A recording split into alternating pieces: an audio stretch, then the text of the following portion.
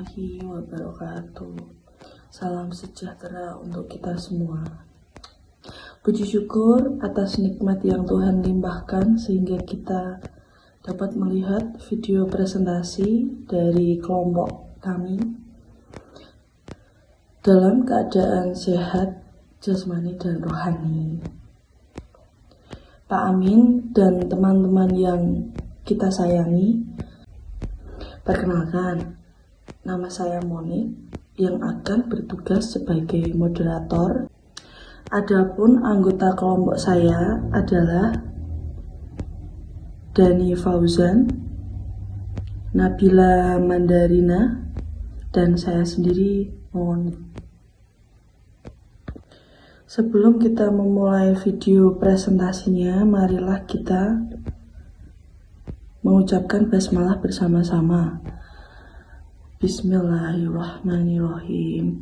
Selanjutnya, penyampaian materi saya persilahkan untuk Dani Fauzan membacakan materi yang pertama. Peran dan fungsi rukun iman dalam pembentukan karakteristik tangguh dan istiqomah. Apa itu rukun iman? Rukun artinya tiang atau bagian yang pokok. Sesuatu tidak akan menjadi atau berdiri tegak bila bagian-bagian yang pokok atau rukunnya tidak terpenuhi. Adapun menurut syariat iman, yaitu meyakini dengan sepenuh hati, diucapkan dengan lisan, dan membuktikan dengan amal perbuatan. Rukun iman merupakan pilar keimanan yang harus dimiliki oleh seorang muslim. Rukun iman juga merupakan dasar kepercayaan yang wajib diamalkan oleh orang yang beriman. Rukun iman menurut para ahli. 1. Menurut Syekh Muhammad Amin Al-Qurdi, iman ialah pembenaran dalam hati. 2. Menurut Imam Abu Hanifah, iman ialah mengikrarkan dengan lidah dan membenarkan dengan hati. 3. Menurut Hasbi Asidiki, iman ialah mengucapkan dengan lidah, membenarkan dengan hati, dan mengerjakan dengan anggota tubuh. 4. Menurut Imam Ahmad bin Hanbal, mendefinisikannya dengan ucapan diiringi dengan ketulusan niat dan dilandasi dengan berpegang teguh kepada sunnah. Rukun iman ada 6, yaitu 1. Iman kepada Allah Subhanahu wa taala, yakni beriman kepada rububiyah Allah Subhanahu wa taala, uluhiyah Allah Subhanahu wa taala, dan beriman kepada asma wa sifat Allah yang sempurna serta agung sesuai yang ada dalam Al-Qur'an dan sunnah Rasulnya. Yang kedua, iman kepada malaikat. Malaikat adalah hamba Allah Subhanahu wa taala yang mulia. Mereka diciptakan oleh Allah Subhanahu wa taala untuk beribadah kepadanya serta tunduk dan patuh mentaatinya. Allah Subhanahu wa taala telah membebankan kepada mereka berbagai tugas. Jadi kita dituntut untuk beriman dan mempercayai adanya malaikat Allah. Yang ketiga, iman kepada kitab-kitab Allah. Allah Subhanahu wa taala yang Maha Agung dan Mulia telah menurunkan kepada para rasulnya kitab-kitab mengandung petunjuk dan kebaikan. Di antaranya, kitab Taurat diturunkan kepada Nabi Musa alaihissalam, Injil diturunkan kepada Nabi Isa alaihissalam, kitab Zabur diturunkan kepada Nabi Daud alaihissalam, dan kitab Al-Qur'an diturunkan kepada Allah Subhanahu wa taala kepada Nabi Muhammad sallallahu alaihi wasallam. Yang keempat, iman kepada para rasul. Allah Subhanahu wa taala telah mengutus kepada makhluknya para rasul. Rasul pertama adalah Nabi Nuh alaihissalam, dan yang terakhir adalah Nabi Muhammad sallallahu alaihi wasallam. Dan semua itu adalah manusia biasa. Mereka adalah hamba-hamba Allah Subhanahu wa taala yang dimuliakan dengan kerasulan. Allah telah mengakhiri semua syariat dengan syariat yang diajarkan oleh Nabi Muhammad sallallahu alaihi wasallam yang diutus untuk seluruh manusia, maka tidak ada nabi sesudahnya. Yang kelima, iman kepada hari akhir, yaitu hari kiamat. Tidak ada hari lagi setelahnya, ketika Allah Subhanahu wa taala membangkitkan manusia dalam keadaan hidup untuk kekal di tempat yang penuh kenikmatan atau di tempat siksaan yang amat pedih. Beriman kepada hari akhir meliputi beriman kepada semua yang akan terjadi setelah itu, seperti kebangkitan, hisab, dan kemudian surga ataupun neraka. Yang keenam, iman kepada qada dan qadar.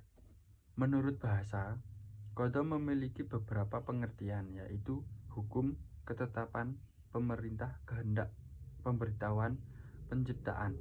Menurut istilah Islam, yang dimaksud dengan qada adalah ketetapan Allah Subhanahu wa taala sejak zaman azali sesuai dengan iridahnya tentang segala sesuatu yang berkenan dengan makhluk. Sedangkan qadar menurut bahasa adalah kepastian, peraturan, ukuran. Adapun menurut Islam, qadar perwujudan atau kenyataan ketetapan Allah Subhanahu wa taala terhadap semua makhluk dalam kadar dan berbentuk tertentu sesuai dengan iridahnya. Hikmah dari rukun iman. 1. Hikmah beriman kepada Allah dapat menjadikan diri lebih mengingat orang lain seperti anak yatim, fakir miskin, dan menghargai sesama muslim dan orang lain. Hasilnya sikap kasih sayang, jiwa sosial orang yang beriman kepada Allah sangat tinggi. 2. Hikmah beriman kepada malaikat merupakan salah satu bentuk dari ketakwaan manusia kepada Allah Subhanahu wa taala. Memperkuat keimanan kepada Allah Subhanahu wa taala, kerap akan selalu mendoakan dan selalu memaafkan untuk orang lain. Orang yang beriman kepada malaikat senantiasa dijauhkan untuk berbuat dosa. 3. Hikmah beriman kepada kitab-kitab Allah ialah menambah ilmu pengetahuan, karena kitab Allah selain berisi perintah dan larangan juga berisi pokok-pokok ilmu pengetahuan, memberikan pengetahuan sejarah tentang kehidupan orang-orang terdahulu agar menjadi pelajaran hidup yang berharga bagi umat muslim saat ini.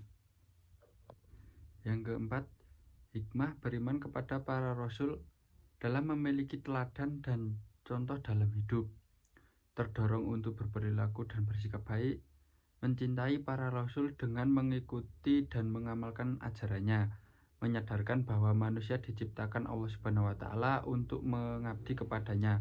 Beriman kepada hari akhir berarti mempercayai bahwa segala perbuatan yang dilakukan di dunia, baik maupun buruk, akan dipertanggungjawabkan di akhirat kelak.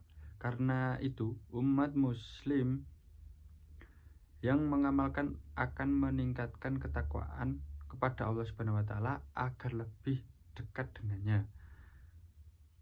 Yang keenam, hikmah beriman kepada qada dan qadar ialah dapat mendorong seseorang pada sikap yang seimbang antara optimisme dan tawakal. Dua hal ini akan berjalan dengan baik dan seimbang jika kita percaya dengan adanya qada dan qadar Allah Subhanahu wa taala, melatih diri untuk lebih bersyukur dan bersabar kepada Allah Subhanahu wa taala. Rukun iman dalam pembentukan karakteristik tangguh dan istiqomah. Iman artinya percaya, namun di sini tidak sebatas percaya saja, akan tetapi percaya di sini memiliki makna luas dan mendalam. Dalam arti mendalam, iman itu melibatkan keyakinan dan keikhlasan batin dan pikiran. Dalam arti luas, iman itu membentuk komitmen yang tinggi. Dengan komitmen itu melahirkan kristalisasi nilai. Dari situ melahirkan karakter yang berupa karakteristik yang berpengaruh terhadap pengucapan lidah dan pembentukan sikap seseorang, akhlak, watak, pola pikir, dan bentuk ibadah lain, bahkan berpengaruh terhadap sekitarnya. Fungsi dan tujuan pembentukan karakter tangguh dan istiqomah. Fungsi dan tujuan pembentukan karakter tangguh dan istiqomah memiliki andil yang sangat besar dalam menentukan arah dan sebagai pedoman karakter. Dengan fungsi dan tujuan tersebut diikhtiarkan terwujud insan kamil yang mempunyai posisi mulia di sisi Allah Subhanahu wa taala. Secara garis besar, pendidikan karakter merupakan jalan dalam mewujudkan masyarakat beriman dan bertakwa yang senantiasa berjalan di atas kebenaran dengan menjunjung tinggi nilai-nilai keadilan, kebaikan, musyawarah, serta nilai-nilai humanisme yang mulia. Penerapan yang dapat dilakukan: 1. Beriman kepada Allah Subhanahu wa taala, tidak menyekutukan Allah, hanya menyembah dan beriman kepada Allah, meyakini bahwa malaikat adalah ciptaannya, meyakini bahwa Allah menurunkan kitab-kitab kepada Rasul-Nya. Oke, mungkin hanya itu yang dapat kelompok 4 sampaikan dalam video presentasi kali ini. Kurang dan lebihnya mohon maaf. Jika ada yang ingin ditanyakan, silahkan ajukan pertanyaan itu ke kelompok 4 atau tulis di kolom komentar. Sekian presentasi dari kami. Wassalamualaikum warahmatullahi wabarakatuh.